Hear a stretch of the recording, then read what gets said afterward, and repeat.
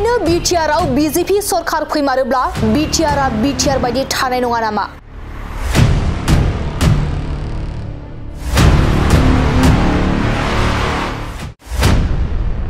BSc BTC आरो BTR गोरोबथानि जा रक्सा कबच बेफोरखौ धंस खालामफैगोन नामा बीजेपीआ?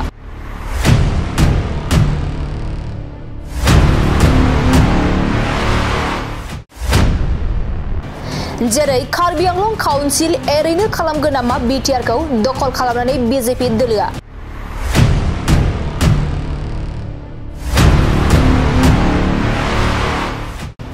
जाय हानि रैखाथिनि थाखाय बर' हारिनि रोजा रोजा सुबुंफोरा गावखौनो बलिदान होबाय बे हाखौ हिमन्त बिश्व शर्माया धंस खालामनायनि बाथ्रा सानदों नामा?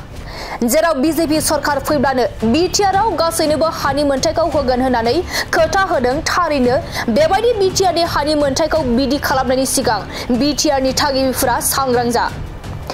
गिबि मन्त्रि डक्टर हिमन्त बिश्व शर्मा बिथाङा हानि मोनथायखौ बीजेपी सरकार फैनायनि उनावनो हानि मोनथायखौ बयनोबो होगोन बुंनायनि उनाव जोंनि माखासे बर'नि बीजेपी लिडारफोरा खोनासंदोंना?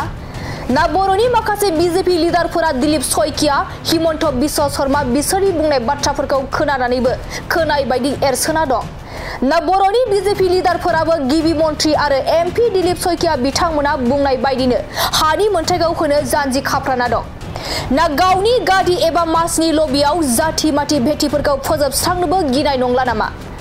जोंनि माखासे बर' हारिनि राजखान्थिनि लिडारफोरनि खर'आव माब्ला हाबगोन जाथि माथि भेटिनि गियाना?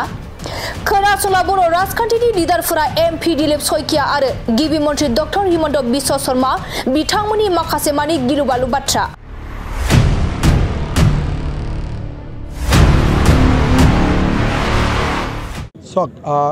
এটা কথা যে আজি বিটিচিত সকলোৰে হাতত বা মানুহেতো সকলোৱে কৈ আছে যে মাটিৰ পট্টা কাৰো হাতত নাই।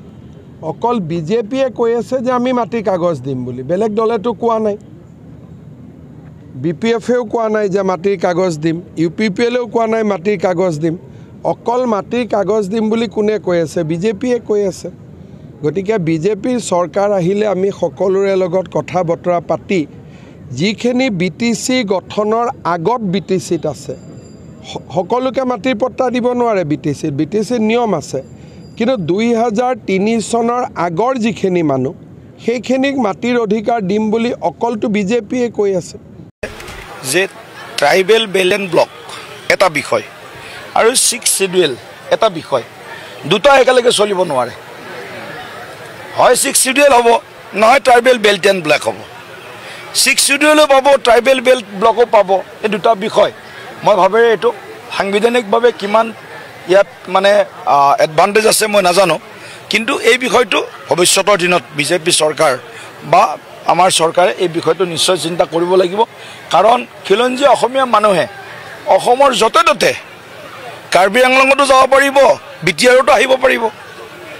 বড়ো মানুহে, জনজাতীয় মানুহে, অন্য মানুহে, বিটিআৰৰ মানুহে গুৱাহাটীত মাটি কিনিব পাৰে নে নোৱাৰে? পাৰে নহয়। ডিব্ৰুগড়ৰ মানুহে পাৰে নে নোৱাৰে? গুৱাহাটীত মাটি কিনিব পাৰে। তো বিটিআৰত নোৱাৰাৰ কাৰণ নাই। ঠিক আছে, নিয়ম এটা আছে, কাৰণ যিহেতু লেণ্ড ছাবজেক্টটো 6 শিডিউল এৰিয়াৰ প্ৰশাসনৰ এটা বিষয়। গতিকে 6 শিডিউল এৰিয়াৰ যিটো লেণ্ড ছাবজেক্ট সেইটো তেওঁলোকে চম্ভালিব। কিন্তু যিটো ছাবজেক্ট ষ্টেট গভৰ্ণমেণ্টৰ বা চেণ্ট্ৰেল গভৰ্ণমেণ্টৰ, land is a state subject.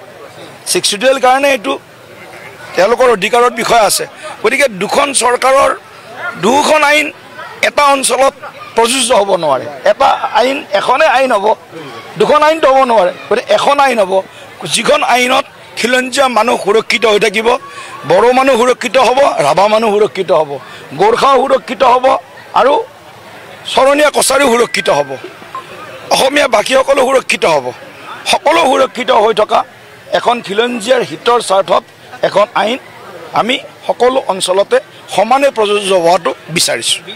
আমি ইতিবাচক দিশেৰে মানুহৰ যিটো ভূমিৰ সমস্যা হৈছে, এই সমস্যাটো আজি সমাধানৰ কল্পে বহুত মানুহে বহুত আশাৰে বাট চাই আছে।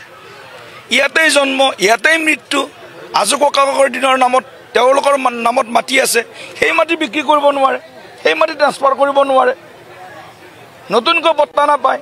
এইটো কি দেশৰ কোনখন আইন? জম্মু কাশ্মীৰতো এতিয়া মাটি কিনিব পৰা হৈছে। 370 ধাৰা যোৱাৰ পিছত জম্মু কাশ্মীৰৰ মাটি কিনিব